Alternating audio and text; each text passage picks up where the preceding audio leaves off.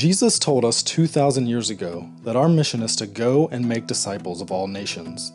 He also promised us that only after we accomplish that task will we receive the blessing of His return. So, how are we doing accomplishing our mission? To answer that, let's classify the 7 billion people on the earth today into 3 groups. Let's start with the Christians. About 33% of the world's population would identify itself as Christian. We call this segment of the population World C, C for Christian. It's important to remember that not all of the people that fall into World C are true believers in Christ. They merely identify themselves as Christian because of nominal belief in Jesus, or because they live in a country where everyone is considered Christian, so they would do the same. Next, there's the 38% of the world that has access to the gospel but has chosen not to follow Jesus. They have Bibles in their language, churches nearby, friends or co-workers who are potentially Christians, or access to other Christian resources in their language. These people have access to the good news, but just haven't acted on it yet. This segment of the population is called World B. That leaves us with 29% of the world, just over 1 out of every 4 people on this planet who not only have never heard of Jesus, they have no chance of hearing the good news of Jesus Christ. They have no access to the gospel, no Bibles, no churches, no believers nearby, no chance to learn about Jesus. We call that 29% World A. Now onto missionaries. Only 1 out of every 1,800 Christians in World C decides to serve as a cross-cultural missionary. So, we can pull 400,000 missionaries out of that World C population. That's our total cross-cultural missionary force worldwide. Did you know that 72% of all our missionaries are going to World C?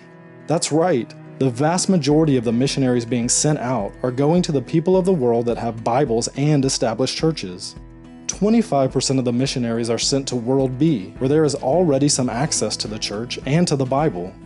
That leaves only 3% of the total missionary force to handle all of World A, the section of the population without any chance of hearing about Jesus. 29% of the world has no way to hear the gospel, but we're sending only a tiny portion of our Christian workers to them. What about finances? Annually, all those Christians in World C earn a total of $42 trillion. And, together, they give about $700 billion to Christian causes each year. That includes everything: Christian nonprofits, churches, youth programs, missions, etc. Can you do the math? Less than 2% of Christian income is being given to Christ's causes. Out of that $700 billion given to all Christian causes, only $45 billion is given to missions specifically. That's a little over 6%. In fact, there is more money reported embezzled from the church each year than is given to missions. Remember those 400,000 missionaries? We have $45 billion to support them and their cross-cultural work, but how exactly is it allocated? Well, $39 billion goes to World C every year.